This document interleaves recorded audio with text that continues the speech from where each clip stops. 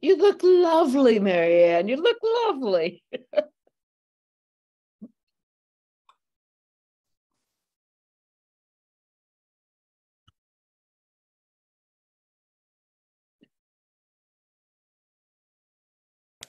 Exciting night.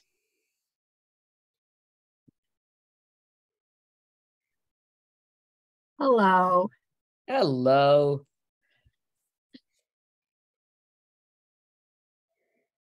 Look at all these happy faces. I don't see any. It's a great day today. It is a fabulous day today.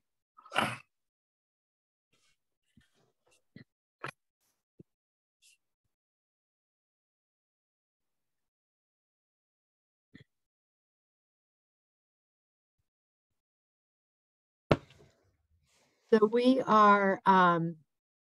have a new matching gift. So we met the $15,000 matching gift, and then we met. Oh, no, I want you to wait till we're Okay. All right. in session to Okay. talk. All righty. Okay.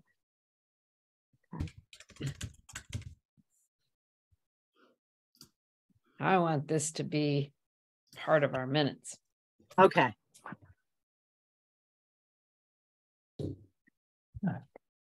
Marianne, I'm wearing a sticker though.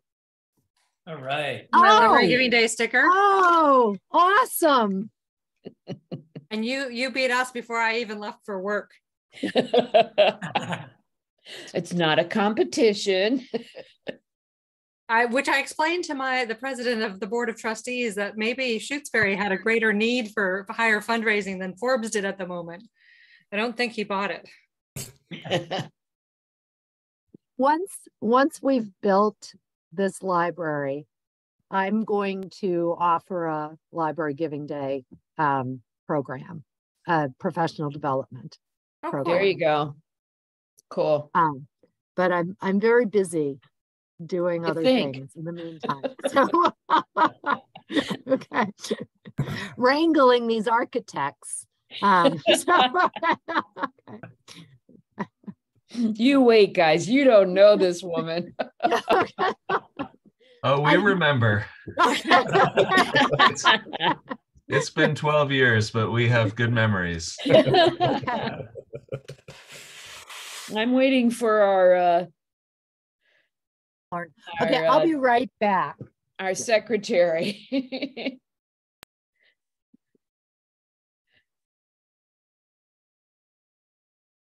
There she is, Penny.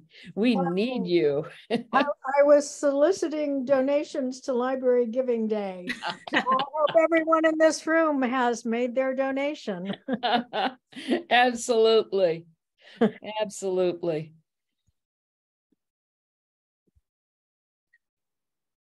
Okay, I'm ready to go. Okay, let's wait for Marianne to get back here. Okay.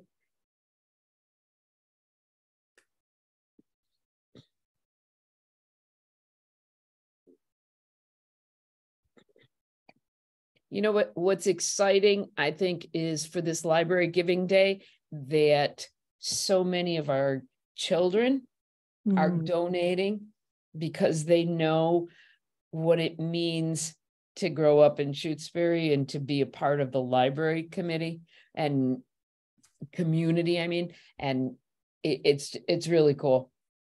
It is really cool. So my daughter has contributed through the last few campaigns.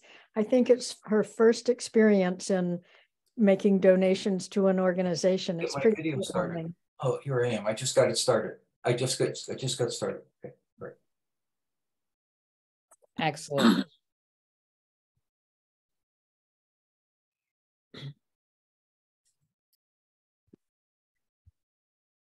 Dale, was Marianne helping you? No, Wheezy was. Oh, okay. Here we are. All right. I am going to call this meeting to order at 7:01 p.m. Do we have any public comment?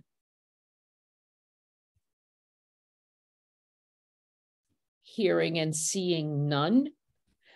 I would like to jump into Marianne giving us an update. I know that's part of public comment as to how we're doing with Library Giving Day. Well, okay, on behalf of the Friends of the Library, I am thrilled to report that we met the $15,000 matching gift before 9 a.m. this morning. And then another donor came forward and we offered a second matching gift of $4,000. And we met that sometime this afternoon. And that actually took 50 donations to match it. It was a lot of donations to get to that $4,000. And then another generous donor came forward and insisted on offering a $5,000 matching gift later in the day. And I wasn't sure, if we had the capacity to meet another $5,000 gift, but he wanted to do it now. So we announced that at some point this afternoon. And we're at about $3,000 of that $5,000. And we have however many hours it is between now and midnight to raise $2,000. So 5 hours, it's a long time. 5 hours. So hours I can't count. Money today all I can count is money. So okay. So when it's all said and done, we haven't entered all of the matching gifts yet. We've just been entering them as they come in. But I'm sure that, by the end of the day, we will have raised $50,000 for our new library fund. So on this one Library Giving Day. One day. Bravo. You're so amazing. Thank you to everyone who gave so generously today. Fabulous. Just fabulous. $50,000 in one day. From one little tiny town. One little tiny town of under 2,000. Fabulous. Absolutely fabulous. Thank you. Okay, review the minutes. Minutes from March 16th. Do I hear a motion to approve those minutes? I have a question before you do that.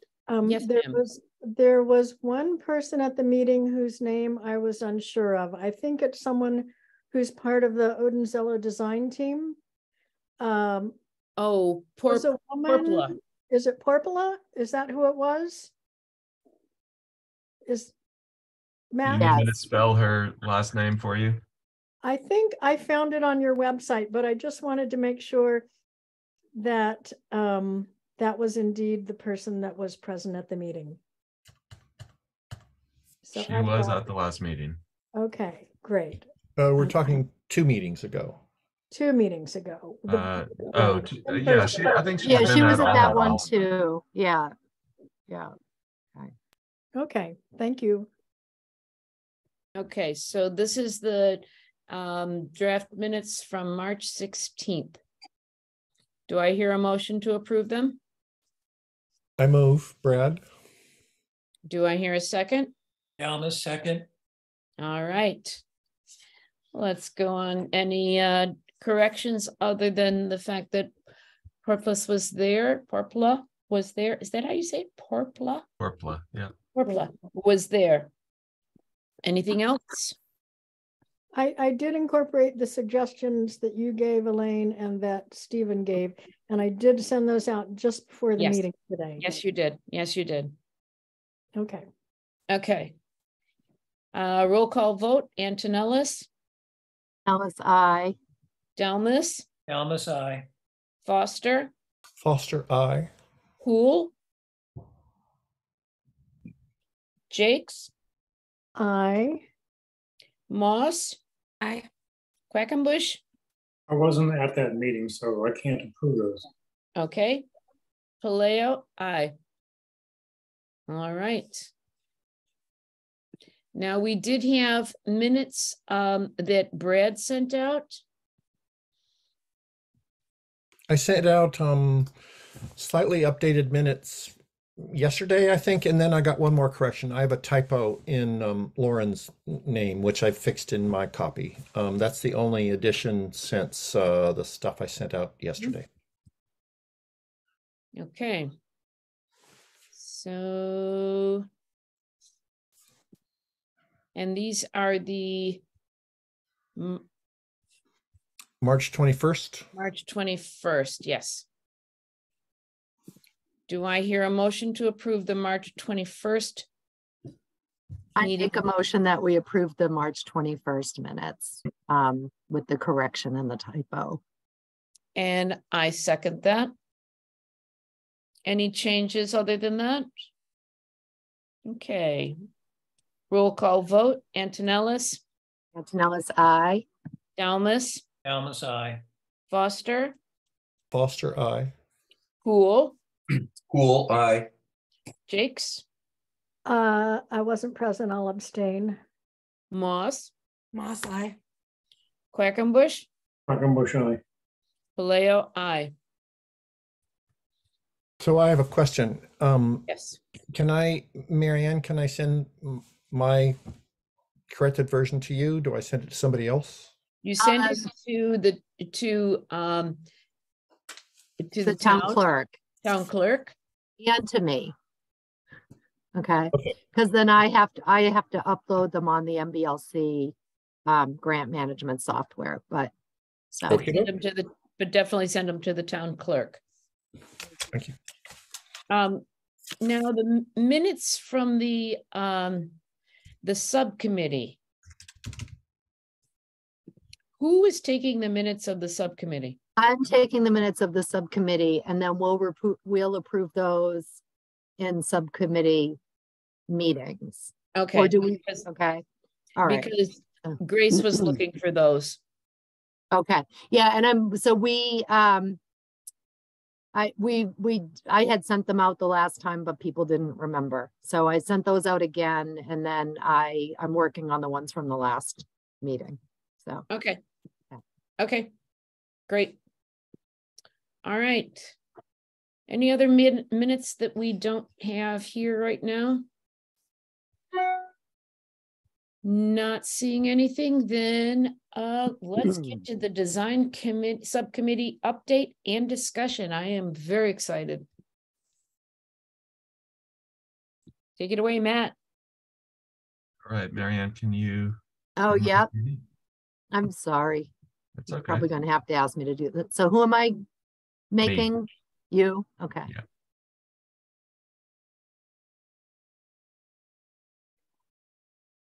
There we go.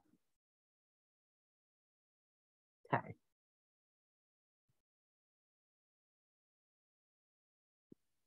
Okay. Can everybody see my screen? Yes. Great.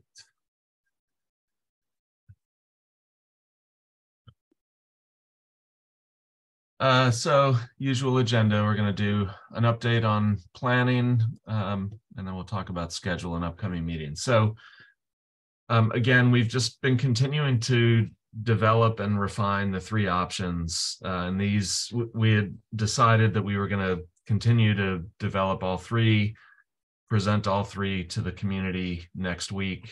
And so this is the sort of the latest and greatest version of each. So starting with the site plan for option one, we have a revised building footprint. We've done a revised layout. Now, the two things really to point out here, or three things, I guess, are following the meeting that we had with the police and fire chiefs, we have incorporated comments for emergency vehicle access. So we now have a drop-off / fire lane in all three schemes. So here, driveway comes in from the existing entry point through the gap between the two 50-foot buffers. There's a drop-off fire truck lane here. I assume you guys can see my cursor. Yes. If there is a truck that is parked there, there's still a way for another emergency vehicle to pass it. There's a full loop turnaround and exit back out the same way. So a second emergency vehicle could get into the site and exit the site while one is parked. So that we think that responds to all of the all of the fire chiefs' comments in terms of vehicular accommodation.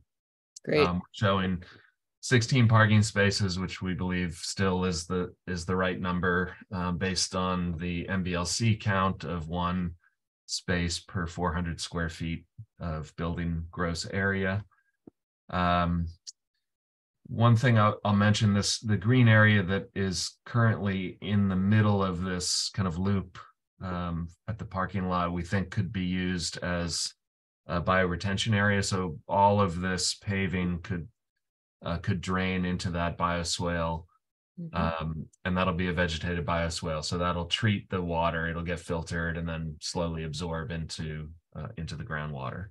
We'll also likely have something along the edge of the driveway that will do the same, and it will ultimately convey it, out into the wetland. But there will be a kind of containment and filtration area. The other thing to mention is the septic field. What we're still waiting on clarification from our civil engineer's septic consultant about the size. So for the moment, we're still carrying the kind of largest size we think is possible, which is a 50 by 100 foot leaching field. We think it will ultimately be smaller than that, but we're being conservative. We also don't know the exact location of the neighboring well, but we know that it's in front of the garage in the driveway. So, taking this as a kind of placeholder to be confirmed, we wanted to see if we put the well, in front of the garage and then set a 100-foot buffer around that to see if there's still room. And there still does appear to be room to get even the large size septic fields located between that 100-foot buffer and the driveway. So even if that well were to shift, 10 feet one way or another, I think we'll be okay. That's one of the things that we've asked for the surveyor to confirm, Marianne. But we feel like we're in, a reasonable position with the assumption that the septic field will fit there. The other thing that we have asked for clarification on the survey is a better location of the wooded edge. We think that what is on the survey from when it was done 12 years ago is actually not in line with what exists today. And I don't know if that, maybe it was accurate 12 years ago, but it seems like it doesn't match our kind of visual inspection of that site, and it doesn't line up with aerial views. And so this green outline here, this thicker green outline, is sort of an approximation of where we see roughly the trees. Now, that doesn't mean it's dense woods all the way up to that green line. Some, especially sort of behind where the building is now, it's more kind of clusters of trees. There's a denser line of forested edge kind of back at about this point. But in any event, we think that, in order to accommodate building, some landscape area adjacent, and parking, this dashed green line kind of roughly represents the area where we're going to see some clearing. Now, most of that clearing is outside the 50-foot buffers. In this scheme, you can see that we're right up against the 50-foot buffer. The building looks like it's overlapping because there's a roof overhang that this is representing. So we would place the building so that the footprint of the building is sort of up against the buffer, but not encroaching in the buffer. But we'll have to do some clearing in this scheme. If we're pushing it that far north, there might have to be minimal clearing in portions of the 50-foot buffer, which means we would need to think about measures that offset that. So that's the site plan. Getting into the building plan, then it's pretty similar to what you saw before. We've tried to tighten things up to get all three plans as close as possible in terms of accommodating program and also square footage, trying to get them all kind of as tight as we can. It hasn't changed a whole lot, frankly, from what you saw last, although things have tightened up a bit. We did include now the covered outdoor program area and storage. So the roof actually extends out, as you saw, back up again. The same roof just extends out further at that end to cover that outdoor space. We pick up another line of structure here to support the roof, and that gives us covered outdoor space directly opposite the meeting room. Matt, does this include the idea of having the crawl space? No, so none of these plans are taking into account any potential for basement. And I think once we talked about it a little bit in the office, and I think what we decided is let's get everything as tight as we can get it on a single slab on grade, no basement. And then once we narrow it down to a single preferred scheme, we'll do two versions. One that is all slab on grade, and then another version that looks at a small basement to relocate some of the storage and mechanical areas to get a more efficient floor plan. And then price both of those at a schematic level so we can see what the real difference is. It's hard to speculate now about cost. Okay, thank you. This slide really is just highlighting what areas of the building are available off hours. So everything toned in blue would be available off hours. There's a way to close off the building here at this line with the security grill that would pocket into the wall and pull out to close off this portion of the building. So everything is in blue is accessible off hours. You would come in the same front door. The lobby is available, meeting room, all the kind of ancillary spaces, kitchen, bathrooms, AV, meeting room storage, and then obviously the covered outdoor space and access to outdoor program space. In terms of forgive me, what's the BD room? Book drop. Thank you. I mean, those could be available, but there's no reason for them to be accessible off hours. So the sort of service rooms we've left untoned. In terms of views, this is a view from Leverett Road. You can see that with the existing tree line, and we've modified now the model so that trees are, I think, a more accurate reflection of the existing condition. So you can see that there's a portion of the building that is really pushing into that wooded edge. So it's obscured from view from Leverett Road. At this view, it would, as you move further east, obviously you would see more of the building. But this is a view that you have seen so far. So we wanted to make sure that that was more accurately represented. A view looking from the other angle shows you then, this is kind of from the northeast corner, shows you the entry porch into the entry vestibule and lobby here in the middle of the plan. This is the end of the building that you couldn't see in the previous view, which is the main reading rooms. And then you're just catching the kind of tail end of that extended roof condition with an area for outdoor storage. And then behind that is the covered outdoor program area. And we'll want to talk with you guys about what that outdoor storage is and what's being accommodated there and what kind of space that needs to be. Our understanding was that there was the potential that you might be lending kayaks. And so thinking about, something that's close to parking, easy to, get close to with your vehicle, but we'll want to talk a little more specifically about what those goals are for that space. Is it enclosed? Is it open, etc.? So moving to option 2, again, an updated site plan. We have tightened this building up, so we were actually able to push it further east and a little bit further north. So this one, again, is kind of living between the two 50-foot buffers.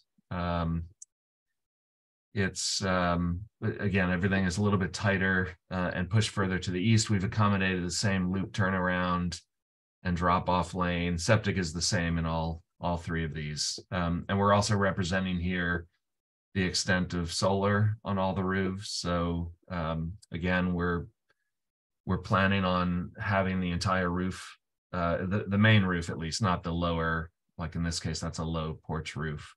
But the main, sloping south-facing roof would be entirely covered with PV panels to try to make sure that we have enough yield to get 100% of our our energy needs. There's a 4-foot perimeter that we need to maintain from edge of roof to edge of PV, but that it's giving us, around 6,000 square feet of PV, which is good. The option 2 plan, again, it's pretty similar to what you saw last time, but we've made some effort here to reduce the square footage of this one. Previously, it was a little bit big. In fact, it was bigger than the other two. And so we spent some time kind of tightening things up and feel like we're hitting pretty well on the numbers. And we'll talk about the specific numbers at the end of this. But same general organization as before. You come in from parking under a porch into a vestibule and lobby that's open all the way through to landscape beyond. Meeting room is directly to the left. Public restrooms, mechanical and support spaces, covered outdoor program areas under the main roof adjacent to the meeting room. To the right, you have the main library function, circulation desk, adult computers, staff areas supporting the circ desk, director's office and staff workroom, the adult study room, a teen room, which is close to circ desk for easy supervision, and then adults and children at the end. And we've tried to create some separation with a tall, these would be, full height shelves, but then that wall could extend all the way up, or maybe there's glass above it at a certain point. But we would imagine that that's something that's helping to create a little bit of separation. It's not going to be a perfect acoustic separation because we've got an opening here and that these rooms are not fully enclosed, but I think it would provide some mitigation. We will also have acoustic treatment in the ceiling that will help with the acoustics in all of these spaces. One thing to point out, the dashed lines that you see here are representing the structure above. So what this shows you is that anywhere you see those dashed lines, that's where structure is exposed. So it would be exposed at the underside of the porch. It would be exposed in the lobby. So this would be a tall space open to roof structure above. Same would be true in the meeting room, outdoor covered area, and the main adult and children reading rooms. In these small rooms where we've got, where you don't see those dashed lines, that's where we have a ceiling and plenum space above. So this whole middle section of the building has a ceiling at a certain height, and above that is attic space for mechanical. We'll likely have some mechanical equipment in here as well. For the meeting room, we have a dedicated what am I trying to say? ERV, which is a mechanical ventilation system for the meeting room. So that will likely be located up above some of the adjacent storage rooms. Matt, do you anticipate that'll be on a steel frame, or are those supporting petitions? Like, how would you frame that in a timber building? Typically, we're doing wood framing in a timber building. I mean, we've done both. We've done some light gauge metal, but usually we've tried to keep everything wood. There's no building classification reason to not do wood. It's a fully sprinkled building, combustible construction. There's no. And the loads of the air handlers aren't sufficient. They're smaller units. They are smaller units, and typically they would be hung actually from the structure above, not sitting on the floor of the spaces below. But we can evaluate it both ways. That's something we'll have to go through with our structural engineer. We've done. I think in Norwell, I'm pretty sure, and Dominic, correct me if I'm wrong, but I think everything was hung from structure above. Is that your recollection? Yes, it was. That's right. Yeah. Yep. The advantage of that too is that it helps deal with vibration. We can control vibration from that equipment to the rooms below. Yep. So I think that's our preference. All of the equipment is going to be pretty small. It's VRF system, So it's a lot of smaller units throughout. It's not a, you know, boiler chiller system where we might have bigger pieces of equipment. Matt? Stephen has a question. Yes, Steve. First one is in this plan for scheme 2, the dotted line that it runs as a rectangle above circulation and computers. This? Yes. Yeah. We don't know exactly what that is. We were thinking maybe there's a cove condition above the circ desk and the computers, so that there's some lighting there that kind of highlights that and distinguishes that from the adjacent ceiling, so it calls more attention to that as a kind of focal point within that larger ceiling. I mean, that's something that we're going to have to get into. That's a little beyond where we are right now. Okay. And then my second question is, do you have views as we approach each of these plans? I mean, each of these schemes, as you're coming from parking to enter the building? We do. So you saw that view for option 1, right? That was this view. So this is the entry porch for option 1. But you're that door at the is that the east end? This? Yeah. Yeah, this faces the parking, correct? Yeah, and this, we would probably want to relocate that door. That door is serving the fire pump room. Mm-hmm. I think what we would maybe want to do is try to keep that elevation clean, figure out a way to get the door on the side, flip the water room and the fire pump room.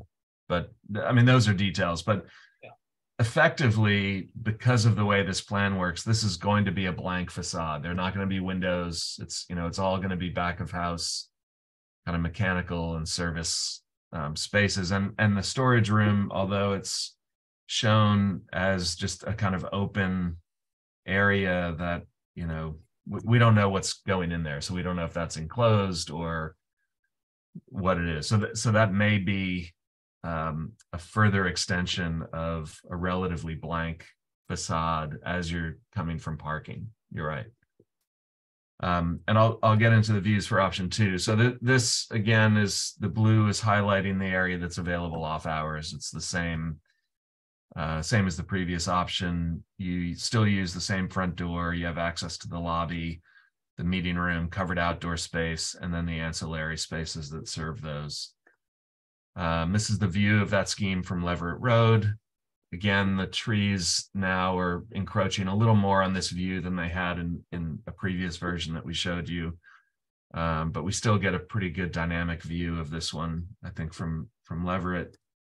And then this is a view as you're coming in the entry drive and, sort of heading towards the drop off. So this is the lower porch at the front entrance. This is the lobby here, study room and teen room, and then you've got the adult and children reading rooms at the end. Covered outdoor spaces at that far end. And then the third option, again, roof plan showing solar. This plan has changed a little bit since you saw it last. This was a little bit small in the children and adult areas, and so we've edited that. But driveway, fire truck accommodation, parking is slightly different in this one, but generally the ingredients are all kind of the same general strategy. So this plan, we actually kind of pushed out a bay, which is accommodating the children's room, sort of out of the what's a slimmer building wing than, say, the width of option 1, and so it was harder to get those two side by side. These are actually still probably a little bit oversized in this scheme, but that was a way of kind of distinguishing children and adults. This one you enter at the corner under a covered porch into a vestibule and lobby. Circ desk is in front of you, meeting room to the left. So off hours, all of this is available to you, lobby, meeting room, covered outdoor space. And this one, the study room, actually could be, because it's on this side of that secure partition, it could be available off hours for smaller meetings, which is kind of a nice benefit of this scheme. Director's office and staff workroom are directly behind the circ desk. Teens are located kind of at the end of that run of offices, and then again, children and adults at the end. View from Leverett. Oops, this is the wrong view. I apologize. I will get the right view. Hang on one second. Bear with me.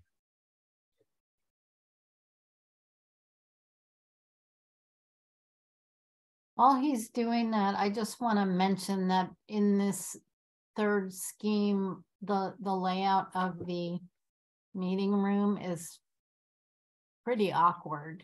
It's not, you know, there's no way to really set it up so that the short end is where the presenter speaks.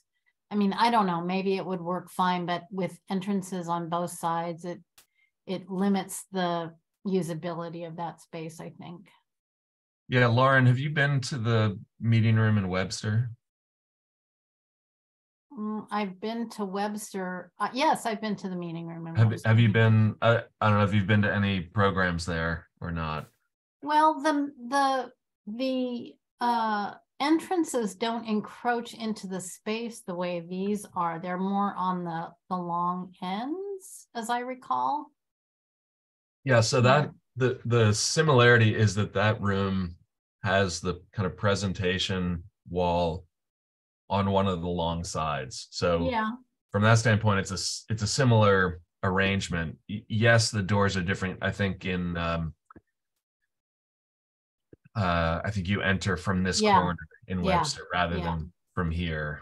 I think these could probably be worked on so that, you know, that you could shift the doors further up so that, you know, I don't know, this one is a little harder. I think there's some room for improvement there, but yeah, I'm you're just going to saying have that of the three schemes, the meeting room in this one is the most sort of least flexible. Yeah. Molly, you have your hand up. Yeah, I'm also wondering about the sightlines in this version. Like, because of the way I assume you would be standing behind the circulation desk, like the adults and teens are kind of like off behind one shoulder, and it seems like there's a part of the children's room that is not visible, and then the study room is kind of like around the corner. Study room, you can really only monitor who's going in and out of the study room. You can't see into that room from the circ desk. And actually, meeting room is kind of similarly challenged. You know, it's a pretty narrow view to get around that corner and into the room. So that sight lines from that location are not great into the meeting room, but you do have a good view of bathrooms and vestibule, so you can kind of keep an eye on who's coming into the building and people heading towards the meeting room. You can't see into the meeting room in this one. And I think if we just to sort of following on that point with the others, can just go back.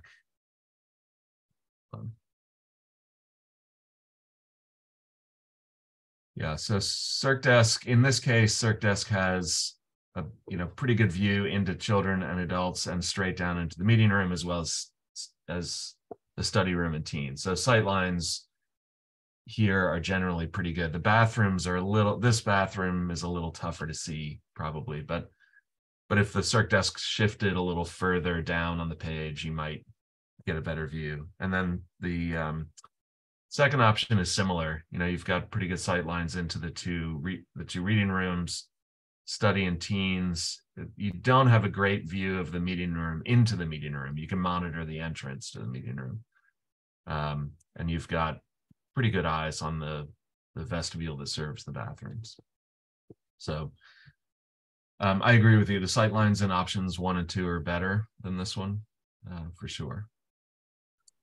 So sorry, this is the revised view. This is the Leverett Road view of option 3.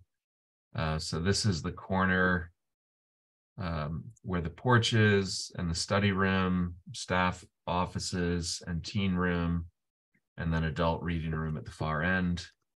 And this is a view as you're coming in the entry drive. That's the porch, covered entry. You're seeing the extension down here for the covered outdoor space. This is the study room at the corner, staff spaces, teen room, and adults at the far end.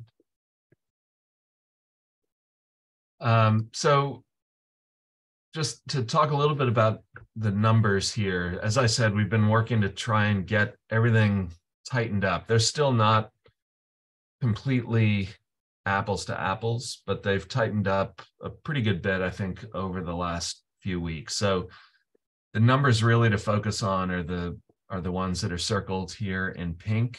On the left, we have a list of all of the net assignable areas, and we're comparing the program areas to each of the 3 options. Option 1 is this first column, option 2, the middle column, and option 3.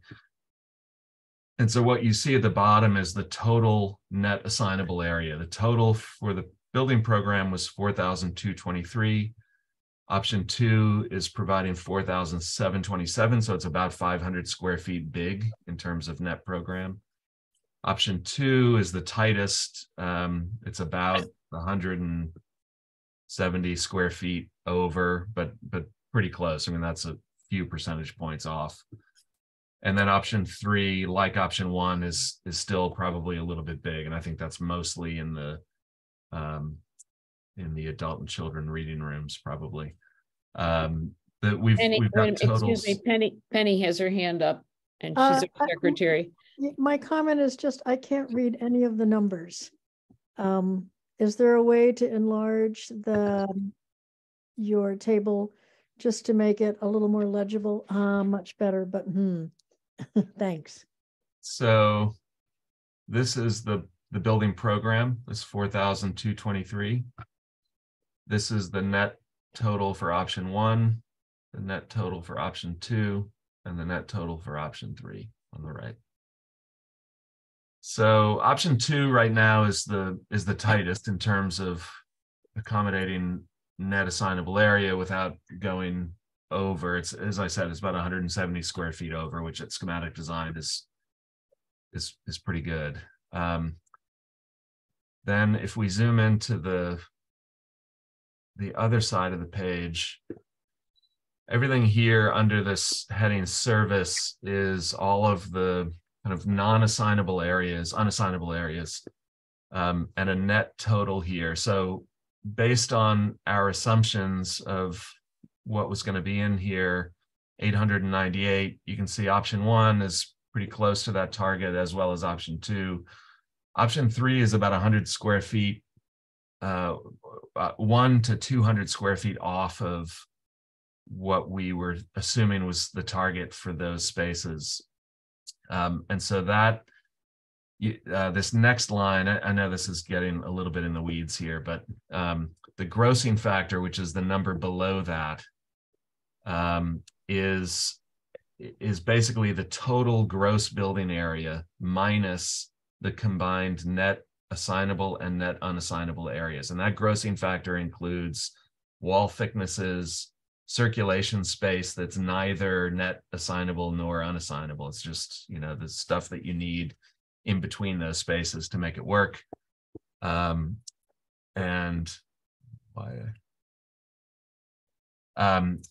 so this number is what's left over that gets you to this gross number. So if we look at the total building gross areas, the building program and the cost estimate called out 5,428.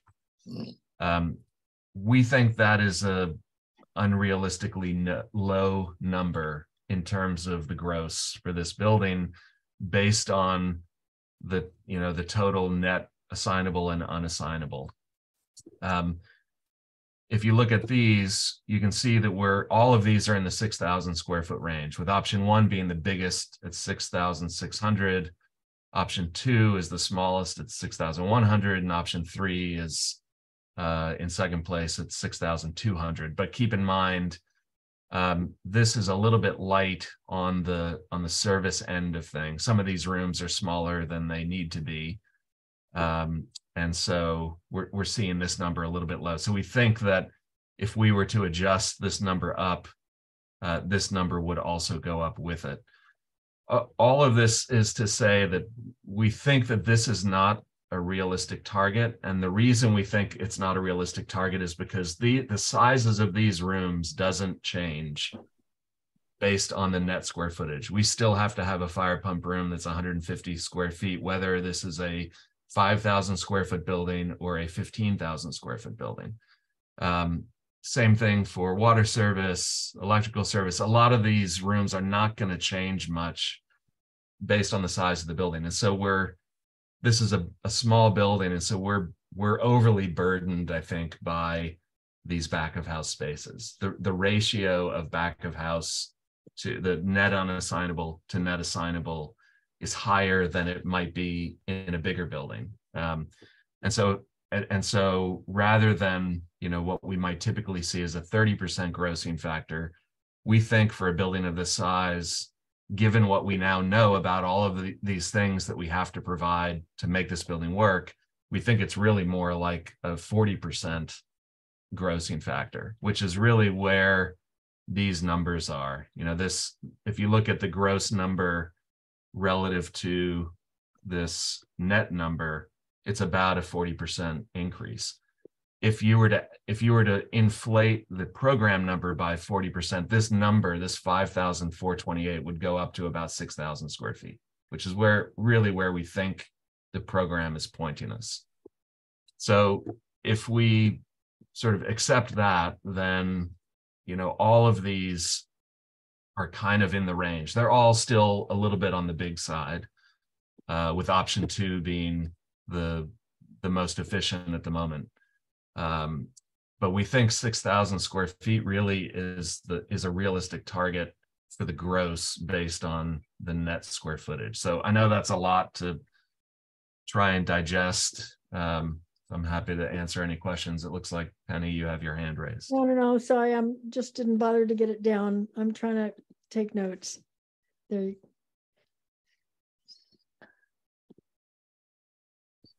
Any questions about any of this?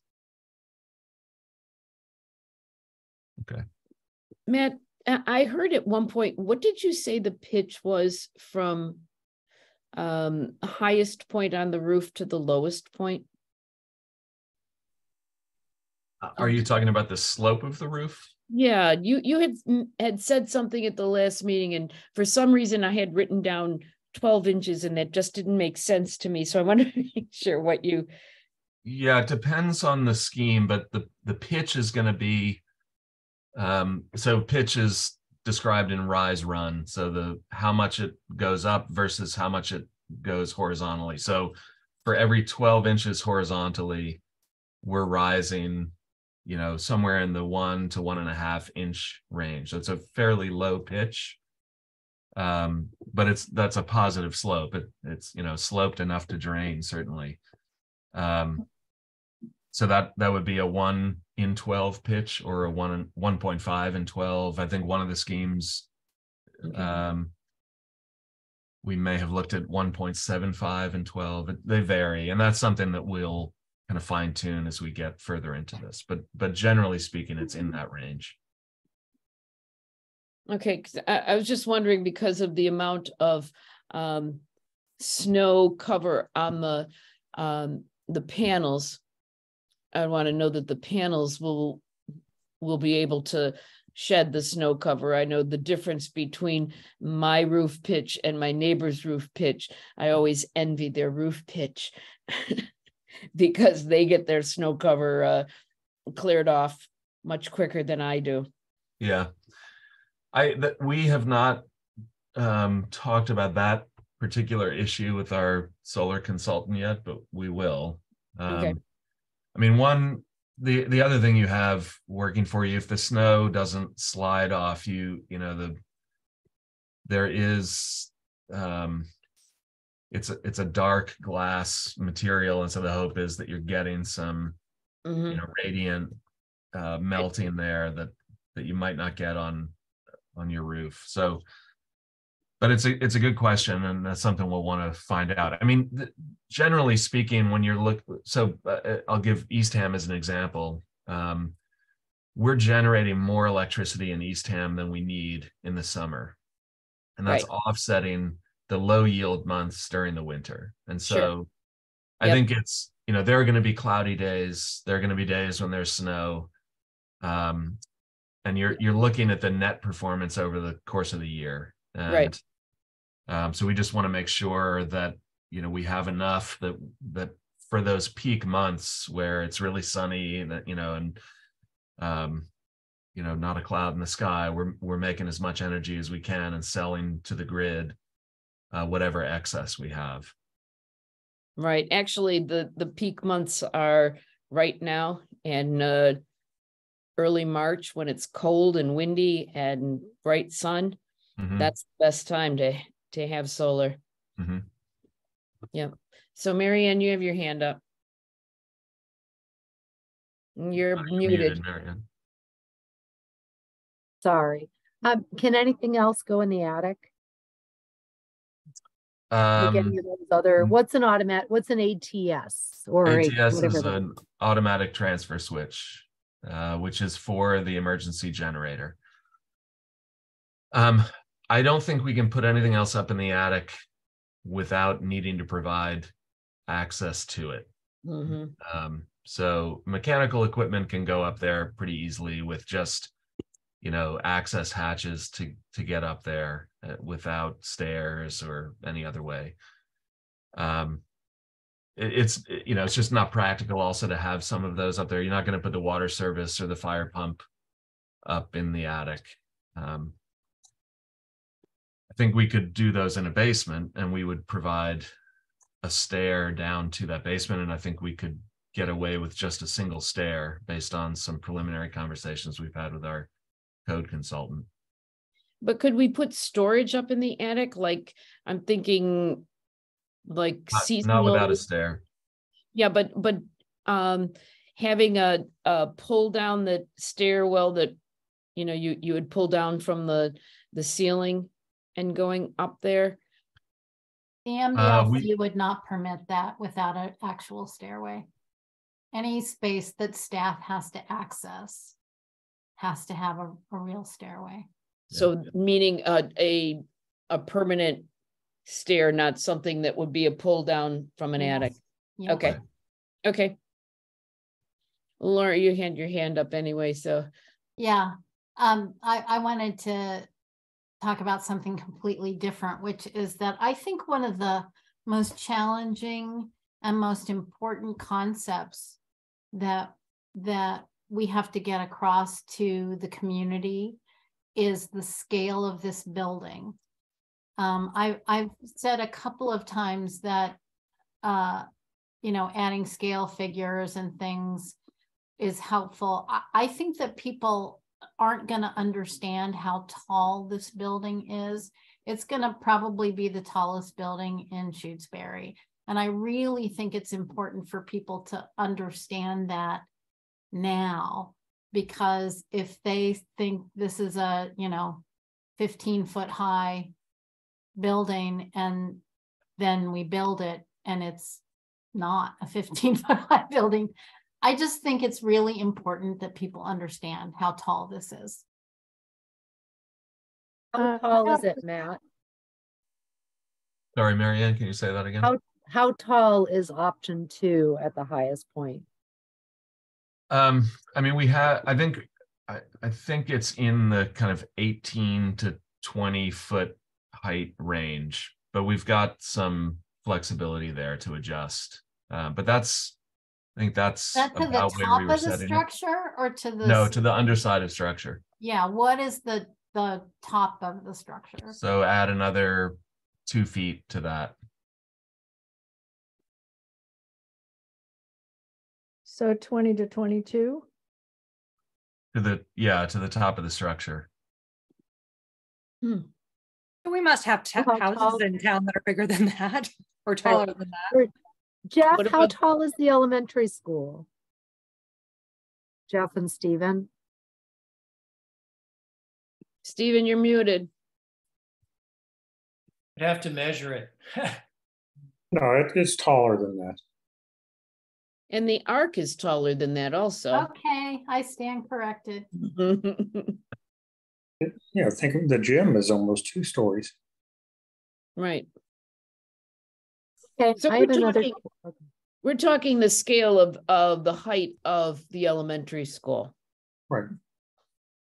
Okay. I think it would help for these images to show more people to help with the scale, understand the scale. Mm-hmm. Lauren, you want to finish your questions, and then Brad, you can jump in. No, I was done. And I don't know, maybe it's just me that is worried that it's way taller than we think it is. Maybe it's just perfectly fine. Lauren, this is Penny, and I'm concerned as well. I would add that having this scale would help, which wasn't really my question. Matt, this is probably jumping ahead, but so here you have the 3 plans. It's great to see the 3 plans all on the page, and then there's the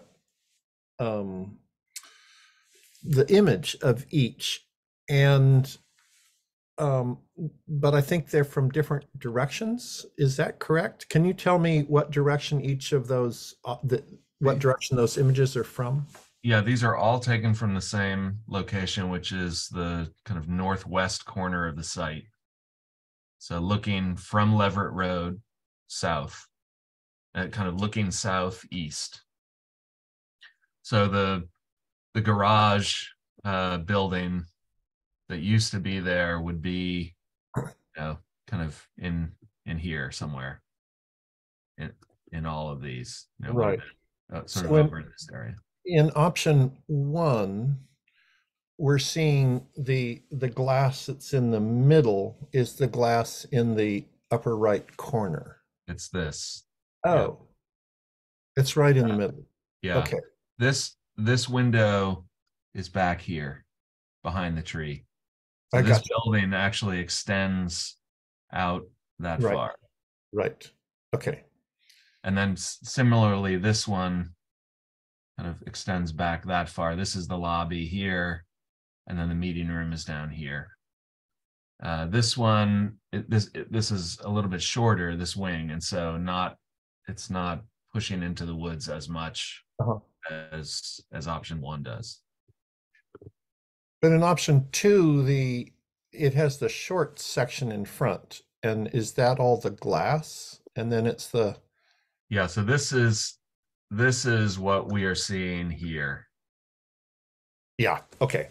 And the rest is the side. Thank you. So these plans are all oriented with Leverett Road kind of out here, obviously much further away, but Leverett Road is running up down on the page. And they're looking down from all of the views are kind of looking in from this angle. That's great. That will be helpful to show next Tuesday night. Yeah, we can try to make it more clear. Maybe we'll have a little key plan or something for each, so people understand where the view is taken from. Mm-hmm. We'll do that. And I think the point is a good one about scale figures. The other thing I actually wanted to bring up, and we should talk more about the community presentation and how we want to structure that. But you'll notice that the style of these images is a little different than what we've been showing. Previously, we had shown things that were rendered straight out of the modeling program, and they were rendered with more, I don't want to call it photorealism because they weren't, fully in that direction, but they were more of that style. It was more like a kind of photo rendering than these, which are clearly line drawings. They're more abstract. They're more diagrammatic. And we intentionally did them this way because we find often that people look at the other style of rendering and they read that as final. You know, it looks so real, that must be it, and it's not going to change from that. And we want to make sure that people understand where we are in the process and that this is early. These are diagrammatic views of these buildings that still have a lot of design ahead of them. But I want to get a sense from you guys, having seen those other images, what you think is going to be a better approach for the community meeting. Stephen, you have your hand up.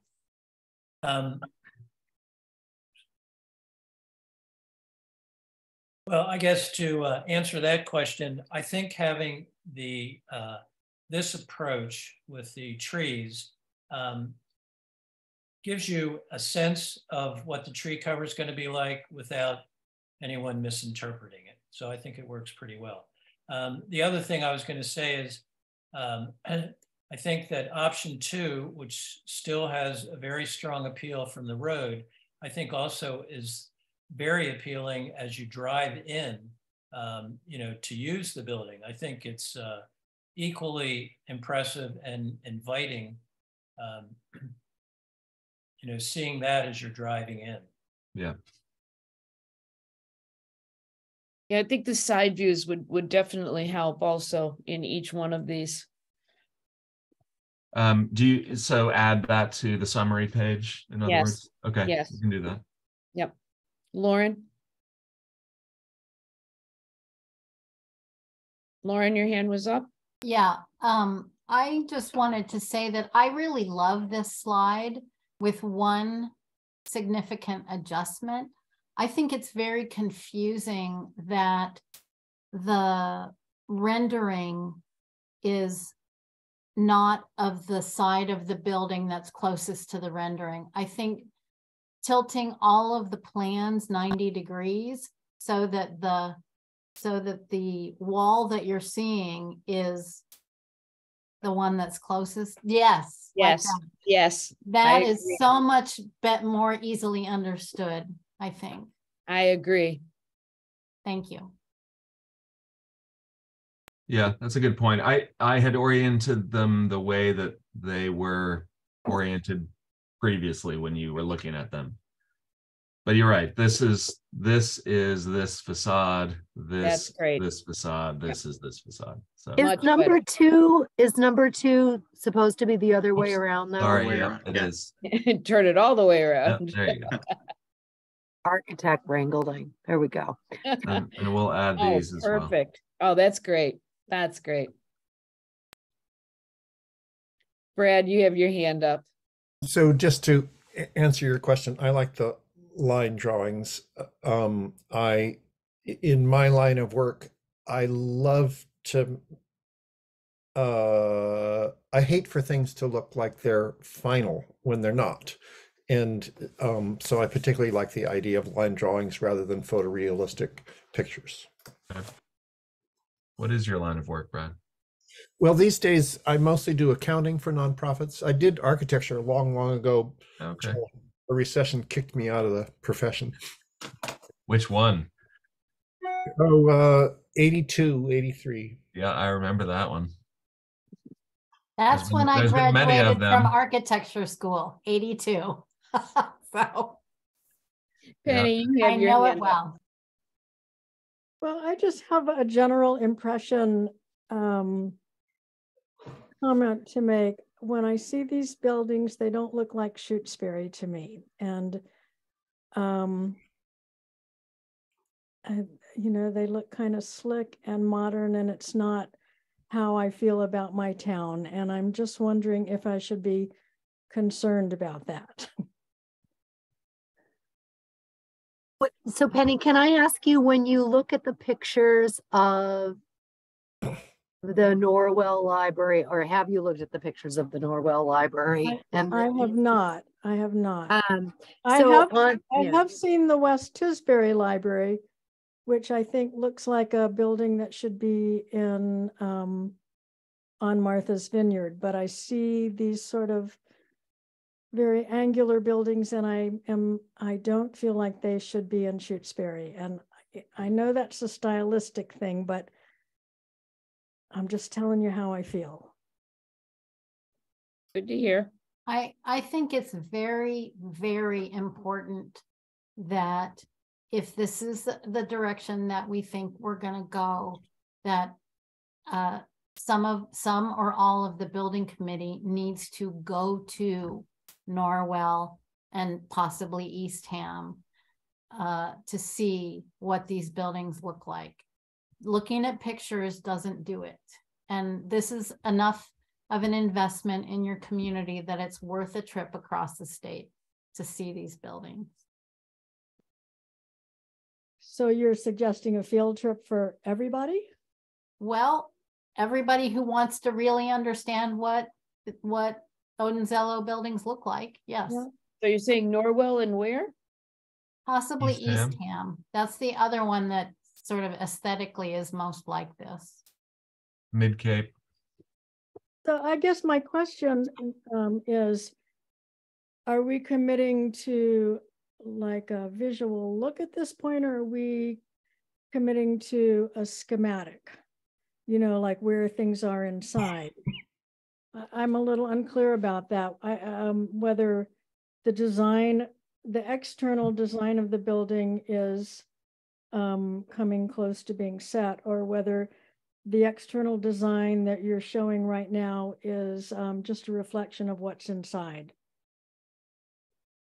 So we had talked about at this meeting having the committee state a preference for which option we want to continue to pursue, because it's not practical to continue carrying 3 schemes along. We've got to pick one, have our consultants focus on it, estimate it, and get to the end of schematic design with a real cost estimate. As I said, there's a lot of design left. We are 2/3 of the way into schematic design. We still have a whole design development phase after this. There's a lot to do. That said, all of these plans have an approach to the building massing, and those decisions were made very consciously, like the slope of the roof as it relates to solar orientation and maximizing availability of PV, managing rainwater so that we're directing it away from the wetlands and dealing with it kind of in an area outside the wetland buffers rather than just dumping it back into the resource areas. So the massing is a response to those very real design goals and the overall footprint of the building. In terms of fenestration, where we have windows, where we have solid wall, what the materials are, what the exact slope of the roof is, what we've kind of made an assumption so far, and based on feedback that we've gotten from you as a committee, that this would be a mass timber building, a heavy wood frame building. Again, for good reasons. We think it's a sustainable choice. There are a lot of benefits, we've talked about it before, of wood construction. So that as a kind of aesthetic implication to a decision that was made, we've sort of imagined this as an exposed wood frame building. And so that kind of character, I think we're going to see in whatever option we continue to pursue.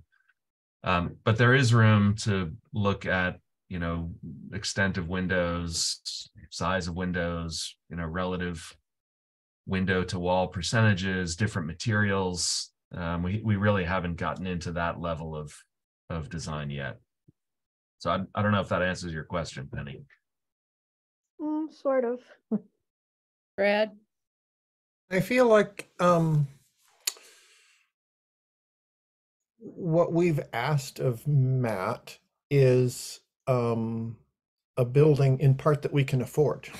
One of the the big criteria is we have all this stuff we want to put in it, and we want to keep it within a price we can pay for, and that that suggests a rectangular building. It makes me think more of the new school, the current school, than the old one, which is now the town hall. I wonder whether, Penny, whether some of what you would be interested in would be the kind of things where you have, the older buildings where you get a sense of a piece of the building and lots of different wall corners. And my worry about that is just cost. When you start putting that kind of detailing in, I think you get a lot higher cost involved. As Matt said, the one design criteria for the roof is the solar, and that was following our request. And I feel the size and shape are reflective of our desire for as much space as we can with the least cost. The trade-offs. Marianne? So, Matt, this may not be possible, but so to me, the renderings have the building looking sort of like a clay color. And I wonder if it were sort of a slate gray, if it would look better. And not that I don't think they look bad. I mean, they're just renderings. And then I have questions about all that glass at the end.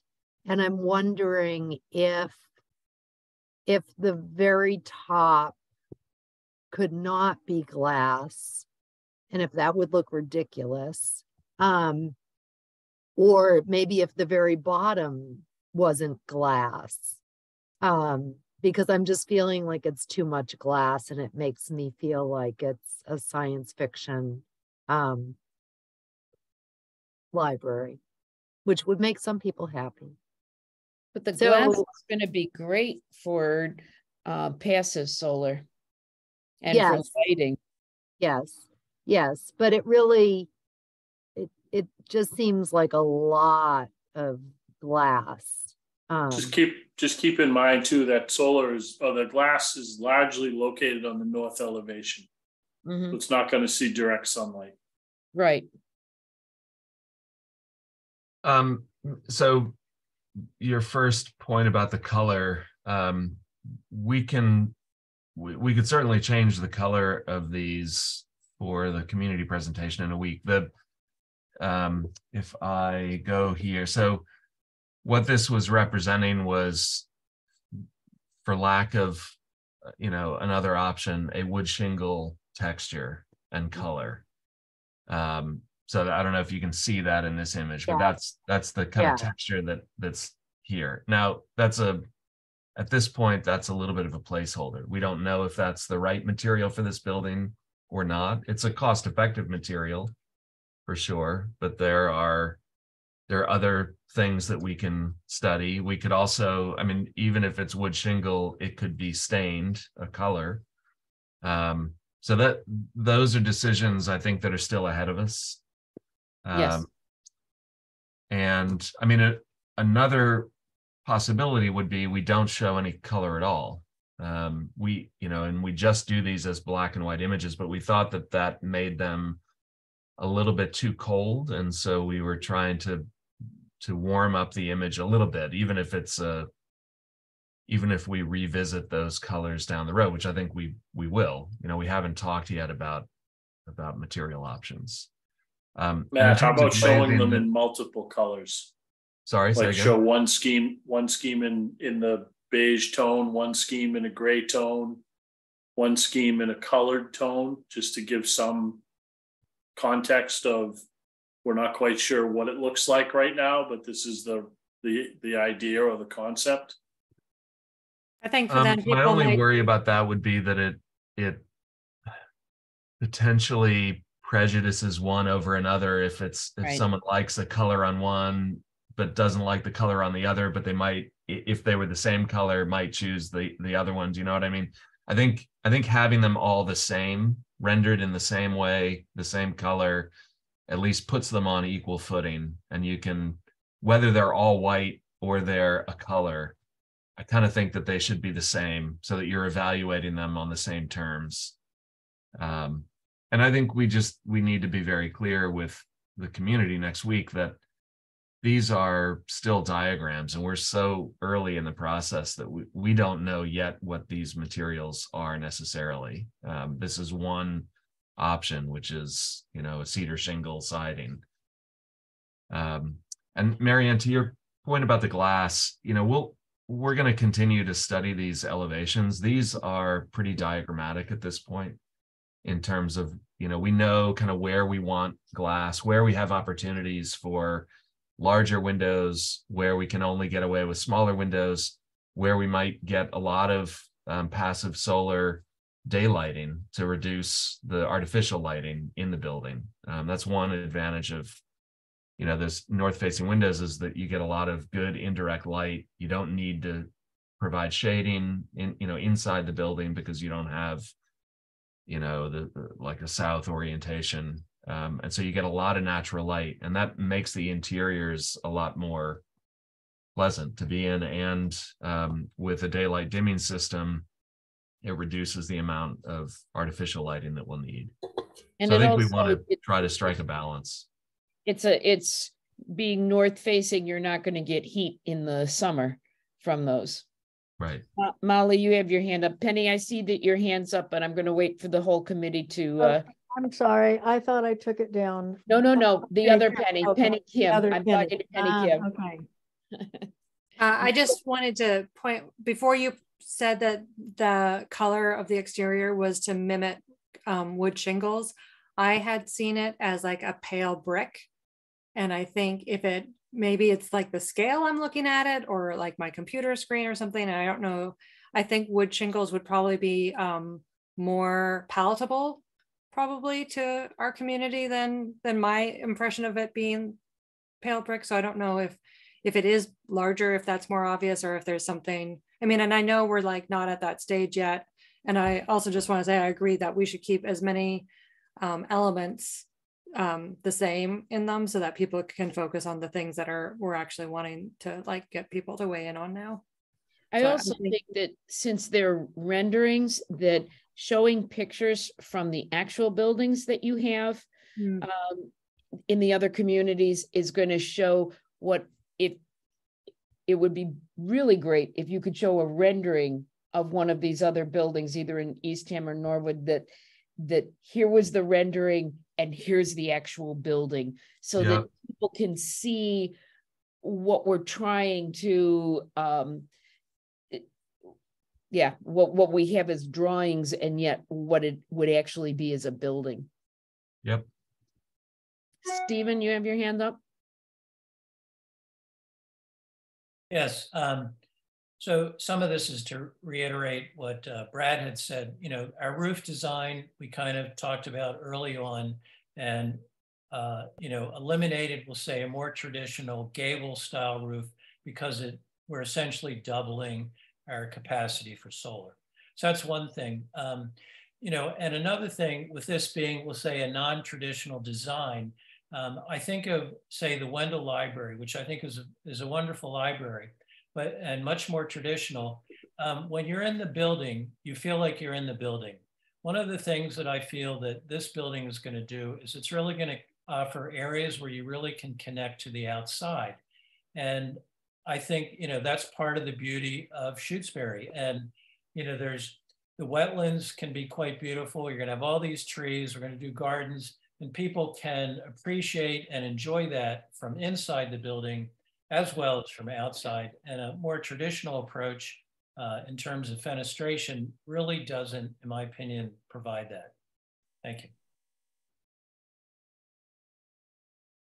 Does anyone else on the committee have any comment? Okay. Can I just say that piggybacking on what Stephen just said, that's exactly what you get in Norwell. I really think you guys need to go see Norwell. Okay. I will tour you if you would like me to come and meet you and tour you around. All right. As will I. All right. We're going to set a date. As you're talking, I also just wanted to try to call up the suggestion of kind of a rendered image versus a final photo. If you give me a second, I can pull one up here that hopefully is representative. Give me 1 second. Okay, I'm gonna You let stop Penny make her sharing. comment while Mac is doing that. Sure, Penny, go ahead. I really second what Stephen said, but also want to ask, let us remember how long our current library has served us, and we're building for the future. I think that we really need to look for design that will last for the next 100 years. So full speed ahead. I think these are great. Can you guys see this rendered image? Okay, Yep. so this is a rendering that we did of the Norwell Library. What we ended up with for the siding is actually a slate shingle. This was an exposed wood frame building organized around a courtyard, and then this is that same view after it was built. Can you all see that? Yes. So pretty close to what was in the rendering. Again, the siding is a green slate shingle in this case. You're seeing the exposed wood structure. That's the meeting room on the far, and this is the adult wing that we're looking at here. I think that would be really helpful to have those two in the same slide, if you could, the rendering versus what actually the building is. I think that would be really helpful for us to be talking about what our building would look like. Okay. Matt, what was that pink thing in the middle of the Norwell courtyard? In the photo or in the rendering? In the photo. The pink thing. It looks like a. Hold on. I'm not going to say what it looks like. Again. I don't. I'm not sure. Where do you see it? That piece of building between the meeting room. Yeah. What is that? Yeah. So that's actually Alaskan yellow cedar siding. Oh, it looks it's a pink little in the photo. Okay. The tone in this photo looks kind of pink. You're right. I don't know why that is. Okay. It doesn't look like that in person. No, it does not. Okay. We actually gave it an age stain too, so it doesn't have that yellow pop, right? We grayed it out a little bit. Yeah.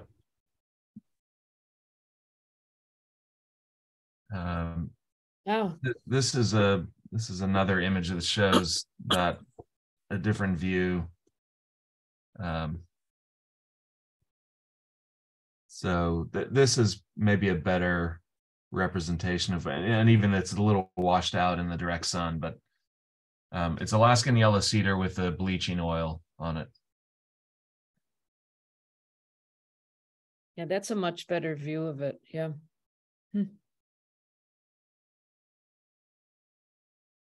Brad, your hand is up. A couple things. Those images help me a lot. As we were talking, I went looking the images of Norwell. I went looking for images of Norwell, and I found one that was just of an old library, and I got very confused. The James Library, is that Norwell? Did I end up in the wrong state? Who knows? Doesn't matter. In a way, I feel like this is what I said before. I feel like, well, it reminds me of a much nicer, a much better version of the same kind of design things that produced the SES, the Shutesbury Library. And I don't know that we get old in this day and age without spending a lot of money on it. If it was possible to get some images of, you mentioned Norwell, and what was the other one? Eastham. Eastham was the other one Lauren mentioned. That could be helpful to see those. I think, Penny, I have less concern than you do, so I'll just put that out. I don't know if you remember, but in an earlier presentation, we actually showed images of both of those libraries, and we did it in the context of projects that were in sensitive wetland locations. Norwell is completely surrounded by wetlands, like this site. And so a lot of the thinking that went into that project, is applicable here. Eastham is a little different, but it's located on one of the deep kettle ponds on the Cape. And it's a sloping site. So there's a very strong interest in protecting the watershed of the pond, but also restoring the wetland buffer that was between the building and the pond. Whereas previously there was a parking lot there, we moved the parking lot and then restored the buffer. So I think they're applicable from the standpoint of a kind of site response, but also stylistically, to Lauren's point, they're similar in character to what we're conveying with these images. So maybe it helps people, understand what they're looking at in kind of diagrammatic form here. I think you had shown us a number of those in your presentation when what you gave us when you were applying for being the architect. So I think those were in your brochure to us. Yep. So I think that would be very helpful for people to see what you have put out there before and what you have, so that they can be more trusting, I think is the word. Penny, your hand is up again. Yeah. Well, as I look at the images here, I'm wondering if it would be helpful to make the trees green instead of white. To me, that would sort of soften the whole visual impact of looking at these. They kind of look like a bunch of dead trees to me right there. I mean, was there a reason you chose to show them as just white outlines? So this exercise kind of started as we use the black and white kind of diagrammatic images as a quick way in the office of evaluating things.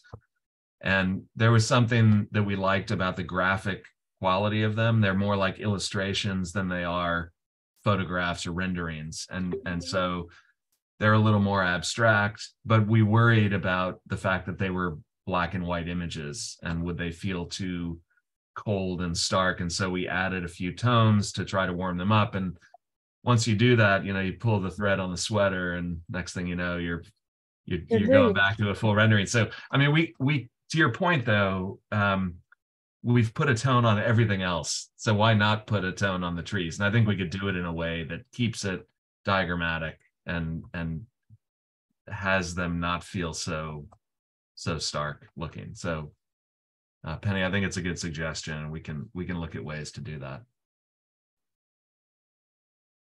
So are you saying that this is basically the presentation that you plan to bring to the town next Tuesday?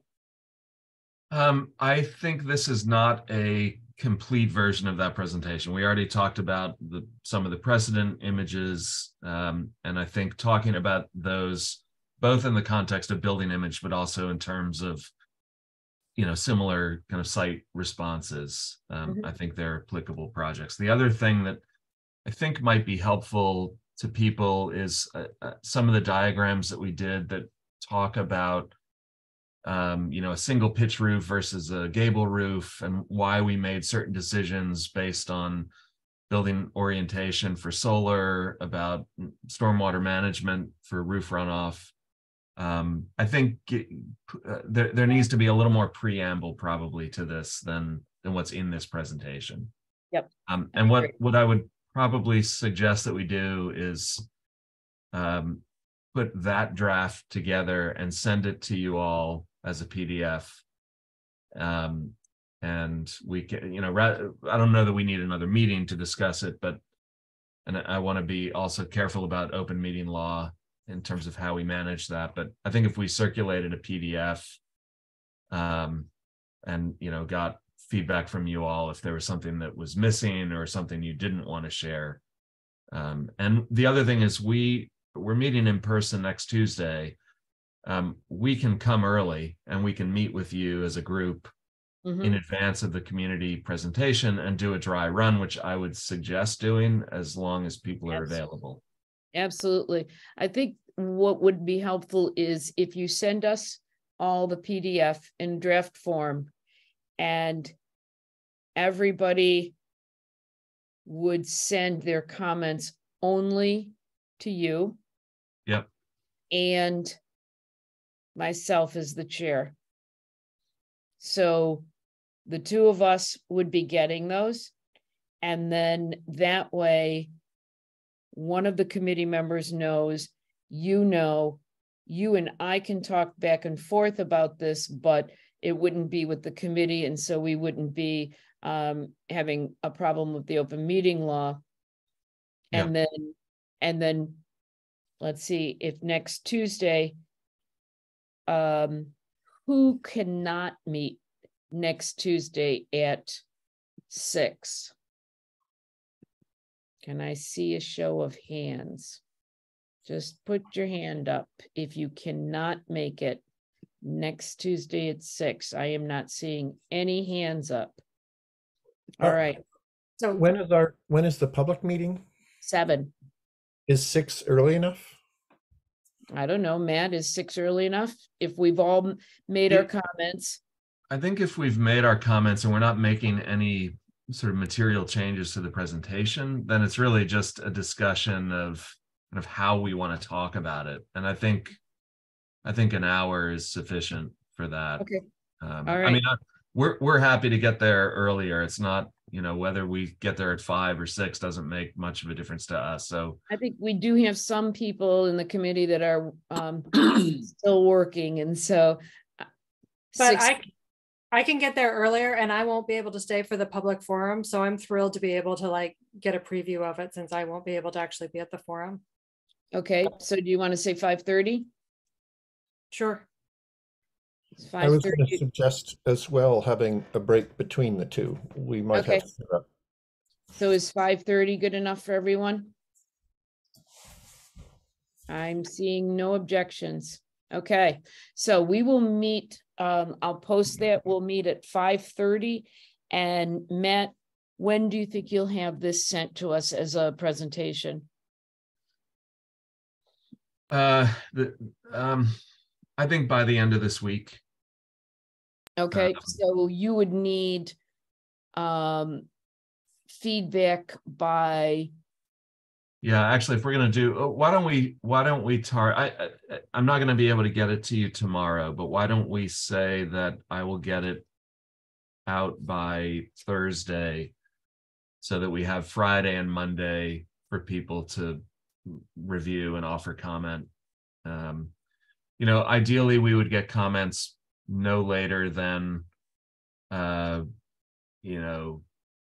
o'clock on Monday afternoon, so that I was going to say even earlier because we're volunteers, so we work on the weekend, although it is an Easter weekend.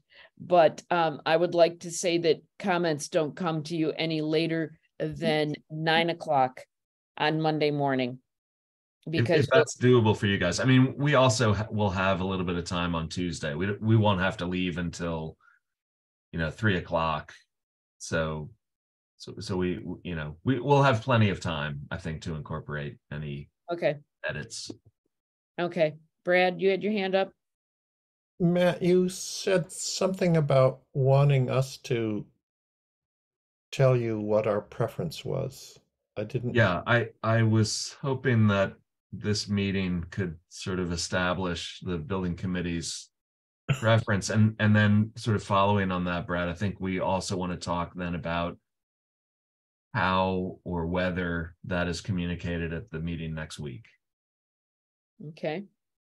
And so once you said that, I started thinking, well, which trying to make up my mind, backing up a step on a totally different subject. I understand the desire for it to be more realistic, the colors of trees. I also don't think it should be too realistic because, I mean, right now, if it starts getting too realistic, then I think, well, we have a wonderful soccer field here. You know, it's an endless stream. We need the little hummocks of in exact grass, and I don't want to go that far anyway.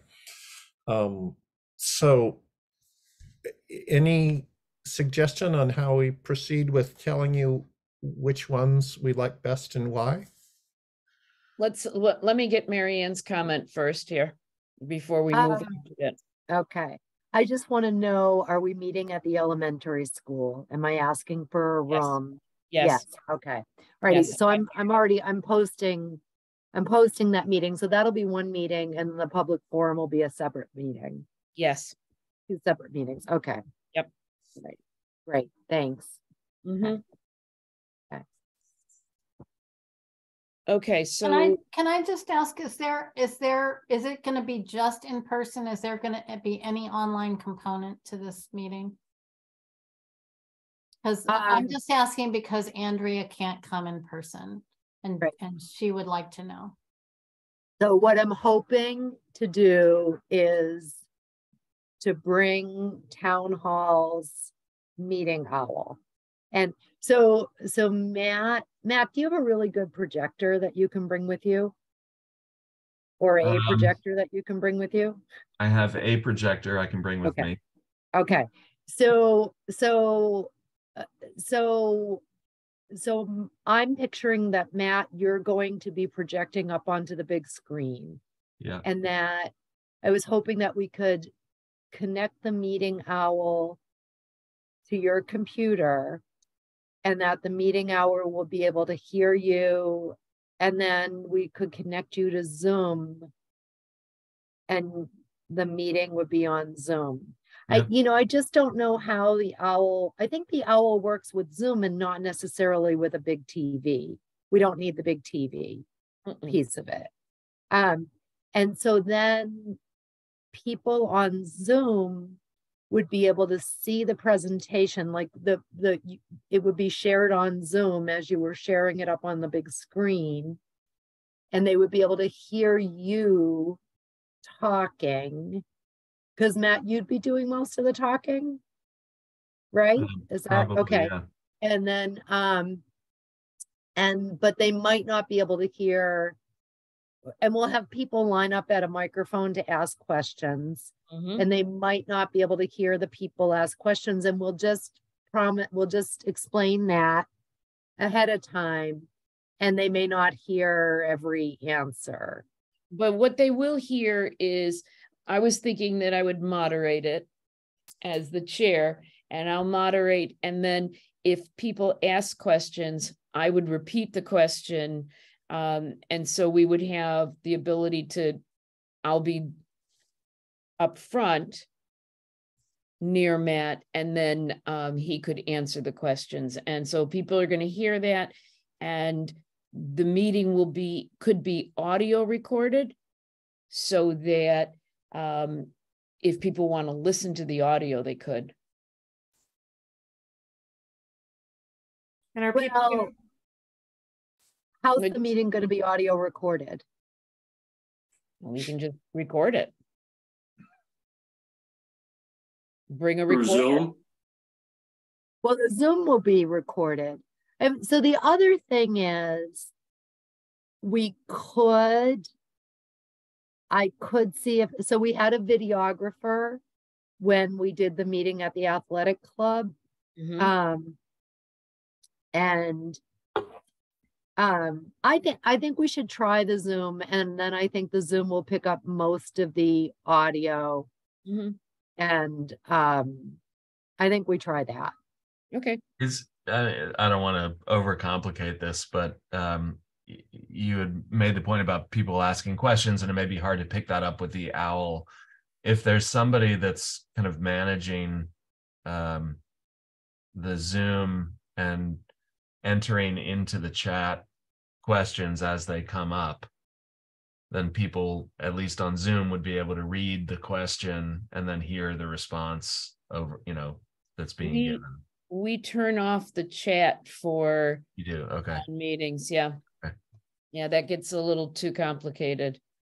So then if somebody's joining via Zoom, they won't be able to ask questions? Do you guys do Zoom with panelists rather than, and then promote people that want to add, like, so I was on the planning board in my town, and all of the public meetings obviously have, a bunch of people that are attending virtually. But we don't want everybody to be signing into Zoom and having their camera on and worrying about their, is their mic on or whatever. So it's set up as a panel where all of the people that are supposed to be on that call are panelists, and anyone who has a question submits their question. I forget how that works. And then they get promoted by whoever the host is. And once they're promoted, they can share their camera and audio. Sorry, that's Zoom Webinar, which is a much more expensive product than the normal Zoom. So, but there are ways that you can mute people upon entry and not give them the ability to turn their microphone on. There are settings in Zoom where you can manage it. But my experience is that usually people are able to put things into the chat. So that doesn't apply here. I think maybe you could, as you publicize the meeting, you could say that if you are planning to attend virtually and you want to ask a question, to send it in ahead of time. I mean, that's not ideal, but at least it does give people an opportunity.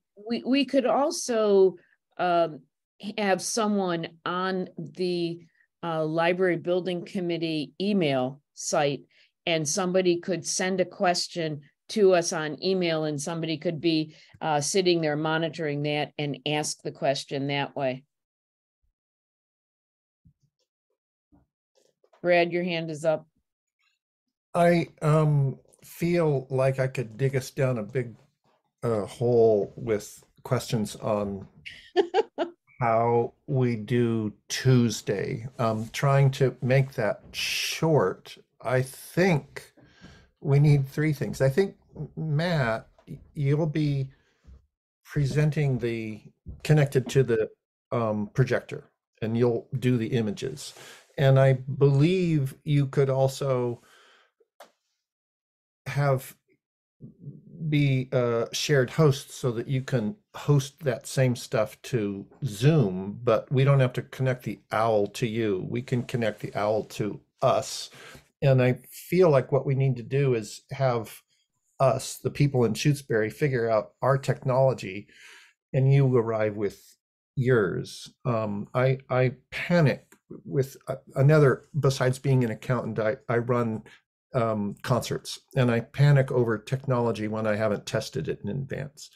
So I would love to be able to go through a run-in, and I don't think we need to, I don't think we can answer all the questions here, but Marianne, I think if we could get together and with whomever, so that we can just test it ahead of time, and then we'll know it'll work.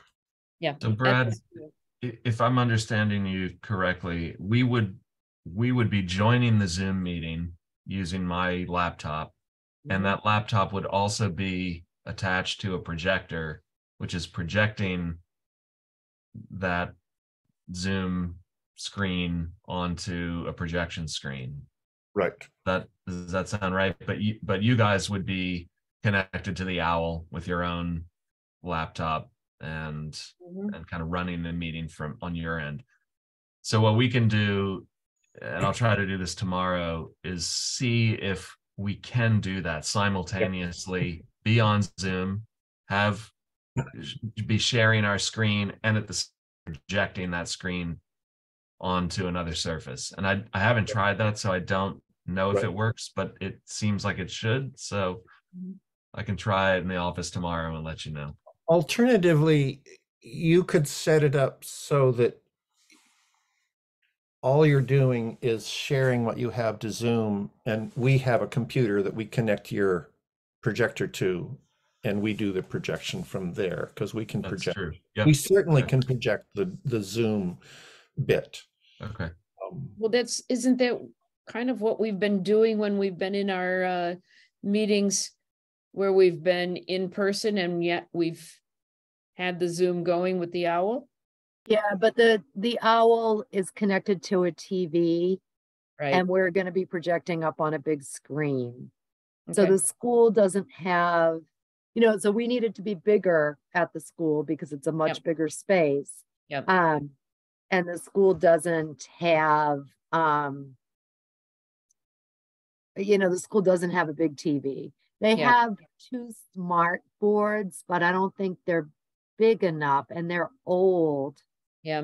Boy, those were like fancy things back in the day, but they've got to be at least 10 years old. I don't think we can answer this, or I think we could spend the next 2 hours trying. No, we can work on this separately. I'll work with you, Marianne, about trying to figure this out. And I think that you and maybe you and Brad and I can work on this, and it's just a logistics thing, and it's not a meeting that has to be posted. Yep, I agree. I totally. Right. Okay. Penny, you have your hand up. Penny? Sorry, I muted myself for a minute. I have the same question I had at the beginning of the meeting, which was difficulty of reading the text on your schematics. Is there a way, or is that not important when you're doing the presentation at the school? Like I couldn't read, where the adult room was, where the lobby was. I couldn't read any of that in your images. And I guess my question is, will we be able to do that on Tuesday? And if not, does that matter? What are you doing it on, Penny? What's your device? I have a 15-inch screen laptop. Okay. I mean, everybody can, and we can tell them this, everybody can zoom in on their own screen if they're having trouble reading it. I did that a minute ago because I wanted to see more detail. But if you're projecting it onto a large screen in the room, I think that's how most of the people in the room will be looking at this. And I just want to make sure people can see the things you're hoping they can see. Yeah, Penny, we can increase the text size a little bit. We can't get too big because at a certain point it doesn't fit, as an overlay. But we can try to make it a little bit bigger. I think it'll be easier to see for people in the room because it's going to be on a big projection screen. Right. So that's my hope too. Yeah, I agree. All right, so I'll get together with Brad and Marianne, and we'll work on the presentation, the physical part of it, and we'll expect, Matt, that you'll have the presentation as a PowerPoint sent to each of us on the committee by, what did you say, Thursday afternoon? I think by close of business Thursday, we'll get it out. Okay, and so we will have our comments to you and to me sent by Monday morning, and then we will meet at 5:30 together on Tuesday. Okay. Can we go back to Brad's earlier question about which was, are we stating a preference? And then my kind of follow up to that, which is, if we are, how do we want to convey that, or do we want to convey a preference at the community meeting? Or keep it more neutral? My feeling, and I see 2 hands up right away. My feeling is I would much prefer to have the community see all 3 and not have a preference shoved down their throats, as they might say, and feel like they didn't get a chance to speak to it, because we're just a very, very, very small part of the community, and I want them to be sure that they feel heard. And Marianne, I will take your hand, which was up first.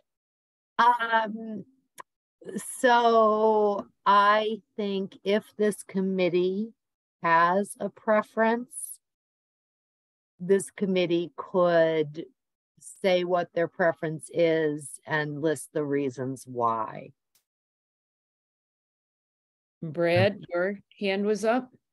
I think I might be able to come up with a preference tonight. I'm not totally sure about that, but I also feel like that could easily change on Tuesday when we hear what everybody says. I mean, that's part of what Tuesday's about, is to hear what everybody else has to say. So I don't know. I'm willing to talk about what we like better, because that might be very instructive. I'm not sure that we need to know as a group yet until Tuesday's done which one we prefer. Jeff, Yeah, that's a feel? good point, Brad. And actually, it might be better anyway to defer that and have it in the minutes, at a meeting subsequent to the community meeting, right? That decision happens after the community meeting and takes into consideration community feedback, which, as I think you're suggesting, may influence the way that you all think about this. So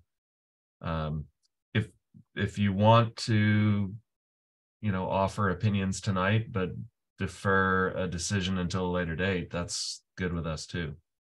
How do you feel, Jeff? I haven't heard from you. At the moment, my preference is scheme 2. I like the simplicity of it, but I like the look of it from the road, especially now that it's cocked a little bit, so you get to see more than one elevation. So, How do you feel about making a choice known to the community? well, I have a feeling someone's going to ask. Mm. What's the committee's preference? Okay. I think we need to be able to answer. Dale, how do you feel? I am sort of torn between 1 and 2. So I haven't firmly made up my mind on either. Okay. Molly? I don't like 3. I think, if we had everything we wanted, then I like the space that 1 gives us a little bit more, but I think that 2 is definitely keeping more towards what we've heard from the community about what they want, about trying to keep the size down. And I think, it's going to seem very spacious at the beginning from what we have now, but so I'm kind of torn between 1 and 2, with 3 being my last choice. Stephen? Well, I'm a solid number 2 proponent. I think it functions very well. I think the sight lines are about as good as they can be. I think that it has a strong road presence, and I think it has a very nice approach presence, as you're walking to the building, as you're coming in the drive. So I think it really is quite lovely, regardless of how you approach it, whether you're seeing it from Leverett or you're driving in. And it also, separates the parking from the garden area, the reading garden, which is nice. I think it's got a lot going for it. Okay, Penny? Well, I feel like since I missed the last meeting that I'm a little behind here. Honestly, I like 3. There's something about how it fits on the site that I prefer, but I think I could easily be persuaded otherwise after spending more time looking at things.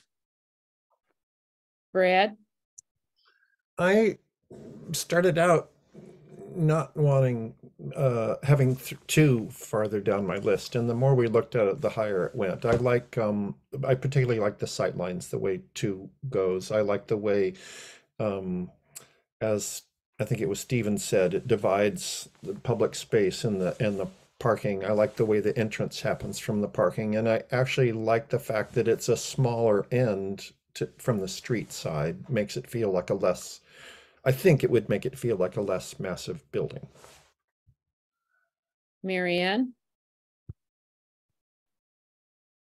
I like how 2 fits on the site better. I like that 2 is smaller. And 1 has a lot of outdoor structure, and 2 has less outdoor structure, which less structure to build costs less. So you know, the main driver for all of this is how much it's going to cost. And so I like to the best. I also like in the beginning, when the first meeting, when they showed the building and that orientation perpendicular to the road, I thought it was ridiculous, but it's really grown on me, and it's now my favorite orientation. So I really like number 2.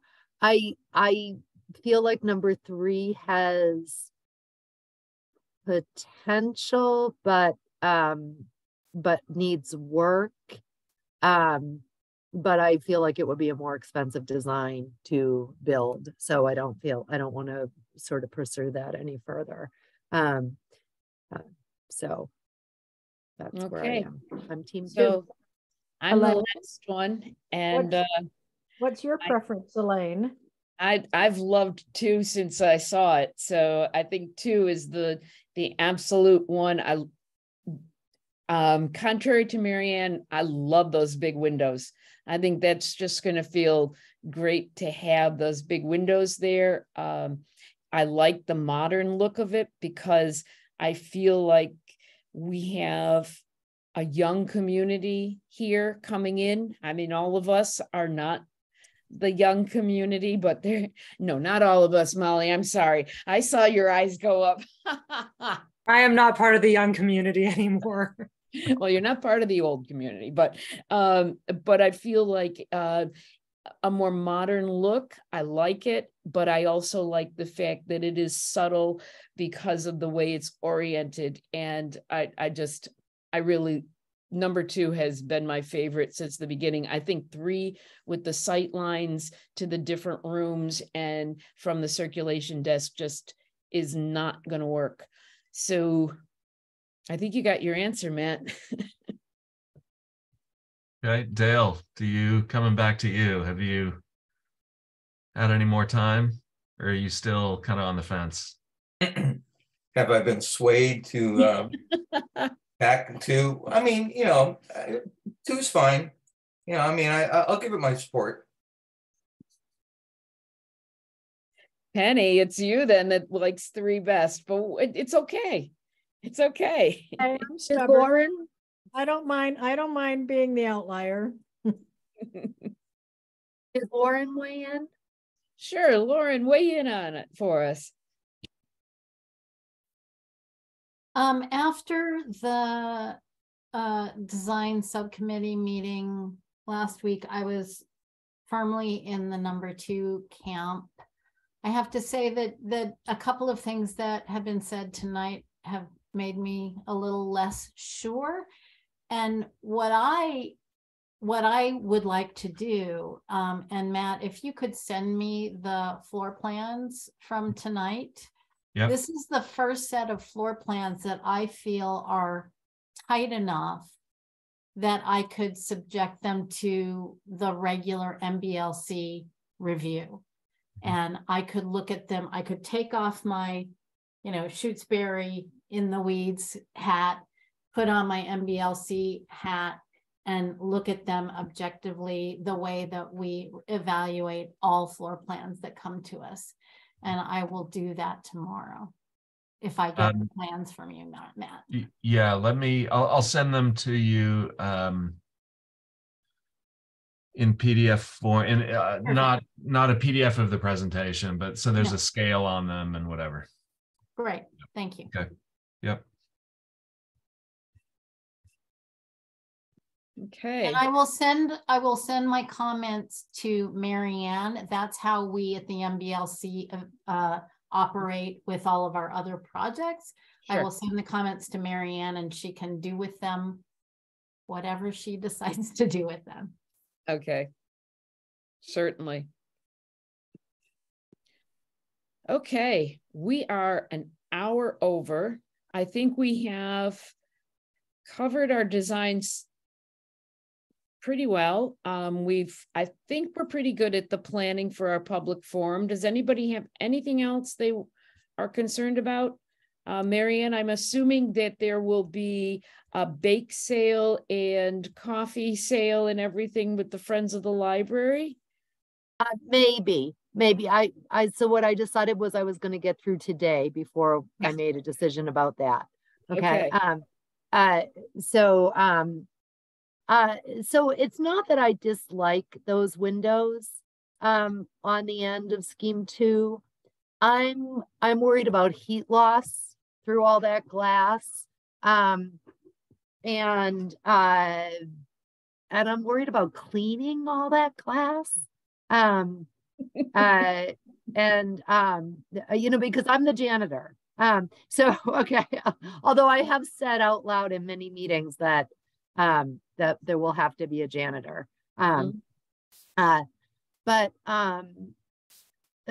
I just think if there's a way to do it and still get, I'm not saying no glass. I'm just saying have it look less like a spaceship glass.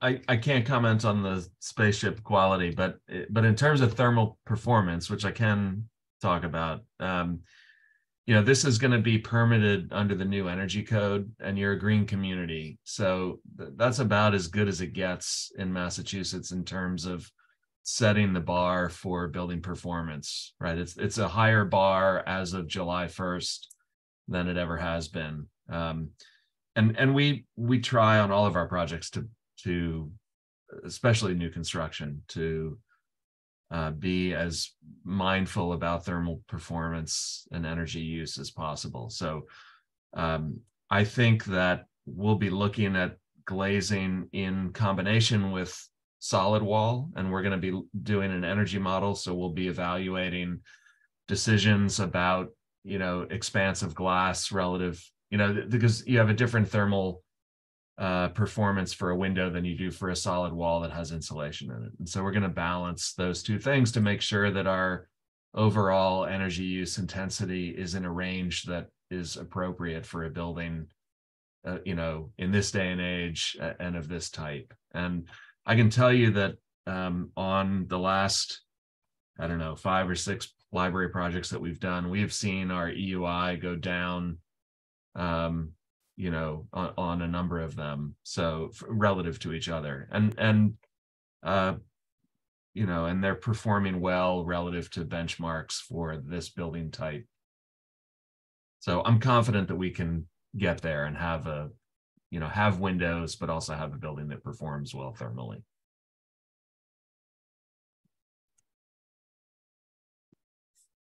Okay, Brad, your hand is up. Logistics. So we have a meeting next week, the public meeting, and then I'm assuming that we're keeping our regular schedule and that we're also meeting on the 18th. Yes. And then do we have another design subcommittee meeting next Wednesday at noon? I don't think it makes sense to have one next Wednesday. Why don't we put together, well, let me just throw up the schedule just so everyone can see it. A second. So here we are, beginning of April, 2/3 of the way through schematic design. We've got our community presentation next week. At the end of April, we are putting together our pricing set to submit to, I'll zoom in, this is maybe a little hard to read. We're going to be submitting our pricing set at the end of May for our estimator, which will take a couple of weeks. to do the estimate and review it. And then we're looking to start schematic design in kind of mid to late May. So what's going to happen over the course of the next month is a lot of coordination with our consultant team, engineers primarily, structural engineer, MEP engineers. We've engaged a couple of the other consultants already, as you know, landscape and civil. There's more work to do, obviously. But what I would suggest doing maybe is for us to send out a list of what we see as reasonable dates for meetings, or at least a reasonable cadence for meetings.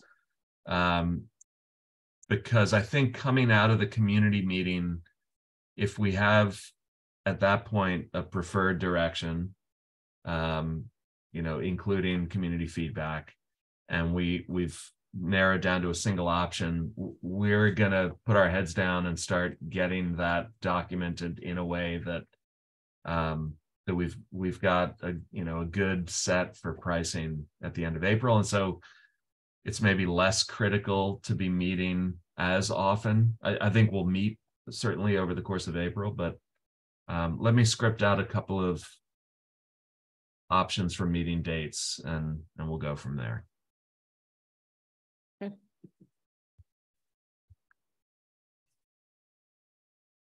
Okay. All right. Are we on to a quick review of Lotto 32?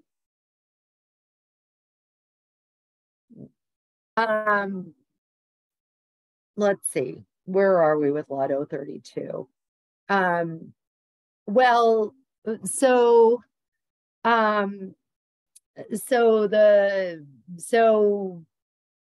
We have the ANRAD. The select board has voted to fund wetland restoration in BVW3 and BVW2. But BVW2, it won't change the contours of the wetlands. And it's not going to change the contours of the wetlands in BVW3 in a way that's going to affect the schematic design. Our wetland scientist doesn't think so anyway. We are preparing an NOI to submit to the select board. We're doing this not because the Conservation Commission is requiring it. In fact, the statute, so the wetlands were disturbed long before the town owned the land, and the statute of limitations, I'll call it, expired 3 years after the town bought the land. So the Conservation Commission can't compel the town to do this. The town is doing this because it's the right thing to do, because we care about wetlands. So that's one thing. So because I'm just going to call it the gasoline release, back in the vicinity of the former Air Force radio tower, was tier classified.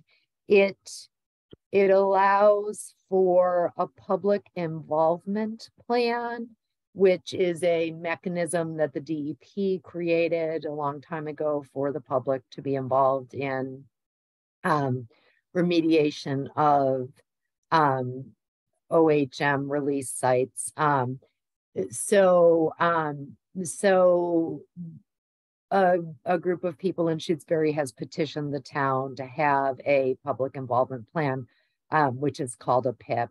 And that's a process the town is going through. So there's going to be so the town is creating a PIP plan, and that plan will be posted on shutesbury.org on or before April 12th. And then on April 12th, there'll be a public meeting about that. So people are invited to, the petitioners particularly, but anybody in the public is invited to participate in that meeting and submit comments regarding the public involvement plan. The licensed site professional will still, you know, make recommendations about appropriate environmental remediation processes at Lot 032. It won't then become a bunch of civilians without any kind of training or expertise who govern what happens there. It's just, this is just a mechanism for you know, better public communication about it. So so there may be questions that come up on Tuesday evening, and Elaine will do the best she can to field those. So Penny?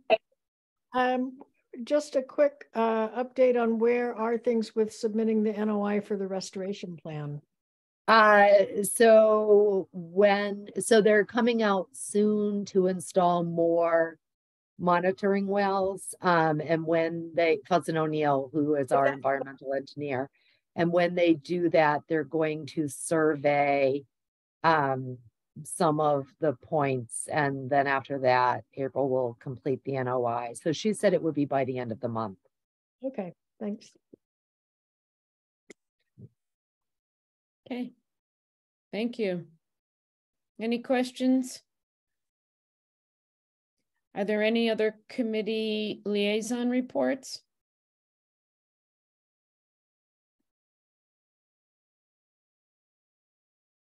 Okay. Is there any other business? I appreciate all of you hanging in there for 2 hours.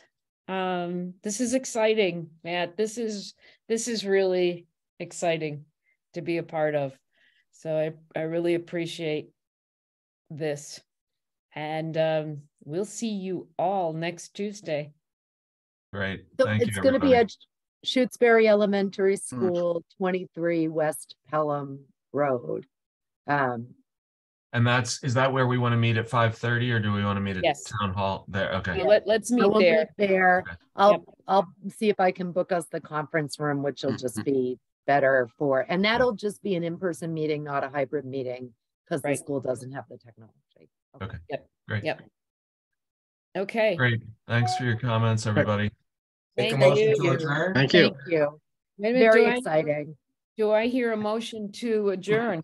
I'll make a motion to adjourn. That's I'll Dale. second. That's Dale. Sheridan seconded. All right. Roll call vote. Antonellis.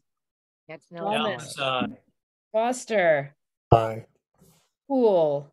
Poole, aye. Jakes. Aye. Moss. Aye. Quackenbush. Quackenbush, aye. Paleo, aye. Thank you all for this meeting. This was really exciting. Great. Thanks, everybody. Have a good night. Thanks, everyone. Bye-bye. Bye.